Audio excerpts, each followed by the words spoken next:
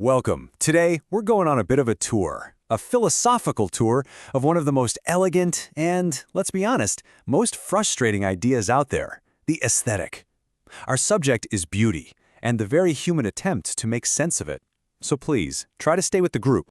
So we start, like any good tour, with the main attraction, the big question. And if you'll direct your attention right here to the center of it all, what is beauty, really? I mean, when we say something is beautiful, are we stating a fact about the world? You know, like saying a rock is hard? Or are we just reporting a feeling inside of us, like saying, wow, this meal is delicious? Now, the official museum placard for our subject would read something like this. The term aesthetic comes from the Greek for sensory perception. It was introduced into philosophy back in the 18th century to classify a specific kind of object, a kind of judgment, an attitude, an experience, and a value. All very neat, all very tidy. Okay, excuse me, sorry to interrupt, but why then? Why the 18th century? It's not like people weren't looking at art or listening to music before that, right? It feels like a simple question, but it gets right to the heart of why we even have this concept in the first place. You know, that's a very good question. It's not on the official tour, but it's a great question. To answer it, we've got to go a little off script here, into a wing of the museum dedicated to the idea that came before the aesthetic, an idea known simply as taste. See, back in the early 18th century, the dominant way of thinking was something called rationalism. And these folks believed you could judge beauty the same way you solve a math problem, just by applying a set of rules and principles. They literally had literary critics they called the geometers, who tried to create a geometry of poetry. So the theory of taste was basically a rebellion against that. It argued that beauty isn't something you reason your way to, it's something you feel immediately. And if you can imagine standing right in front of this particular artifact, this quote from Jean-Baptiste Dubois, you can really feel the heart of that rebellion. He's asking, do you sit there and reason about whether a stew, or ragout, is good? No, of course not. You just taste it. And he argued that judging a poem or a painting is exactly the same. It's an immediate sensation. It's a matter of taste, not calculation. Wait, hold on a second. That analogy is great for a stew. I get that. But what about a symphony? Or a really dense novel like Middlemarch? You can't just taste that. To understand its complexity, you have to think, you have to analyze, you have to reason, right? So how can that final judgment possibly be immediate? That is an excellent counterpoint. And the philosopher David Hume came up with a pretty brilliant solution. He basically split the whole process in two. First, there's the act of grasping the object. And that's where all the hard work happens, all the reasoning, the analysis, the deep thinking.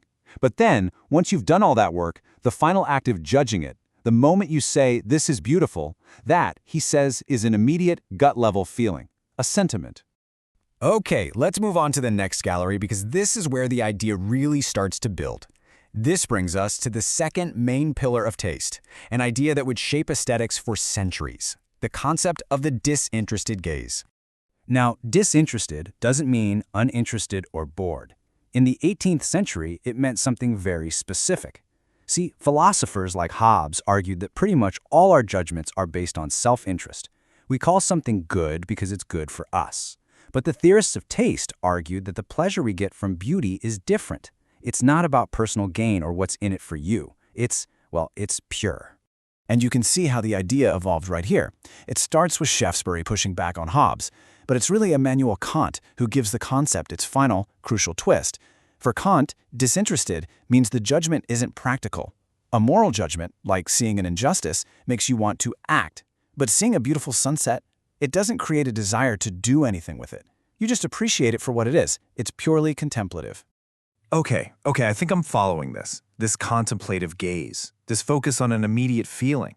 It sounds perfect for a sunset or a classical sculpture. But what happens when that same gaze runs into, say, a Campbell's soup can in a museum? Or a urinal? What happens to these old-school 18th century ideas when they meet the 20th century?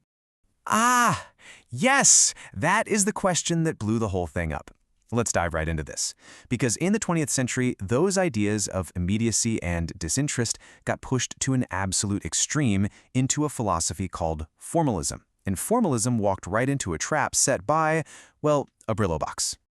So here's the crucial thing you have to know about formalists. They argue that an artwork's value comes only from what you can immediately see and perceive. Its form, the lines, the colors, the shapes, the story behind it, the history, the idea, completely irrelevant. All that matters is the pure, disinterested perception of the object itself. Right. But then, what do you do with Andy Warhol's Brillo boxes? Because they are, for all intents and purposes, perceptually indistinguishable from the shipping cartons you'd find in a supermarket warehouse. So if all that matters is the form, the lines, colors, and shapes, and the forms are identical, how can one be a priceless work of art and the other one just trash? Exactly. And this breakdown, which is based on the philosopher Arthur Dantos's famous thought experiment, shows you why that question is so totally devastating to pure formalism. If you only look at the perceptual form, the two boxes are the same. You absolutely cannot explain the difference. The difference lies in things you can't see, the historical context, the art world, the whole idea behind it. And that brings us to this really powerful conclusion. Warhol's box basically proved that aesthetics isn't just about raw sensory perception. It's about the context, the history, and the entire world of ideas you bring with you to the act of looking. And in a way, that takes us right back to Hume's solution, doesn't it? You need all that reasoning and knowledge to really grasp the object before you can truly feel its power. And with that, our official tour is over. But if you'll come a little closer, I want to show you something that isn't on any of the placards. Something that gets to the very heart of this entire debate. Between you and me, After all these centuries, this is the fundamental question that remains. Is something beautiful simply because it gives us that feeling of pleasure, or does it give us that feeling of pleasure precisely because we recognize that it possesses some kind of independent, objective value? The entire history of aesthetics is, in a way, just one long attempt to answer that question. And honestly, it's a question we still haven't solved.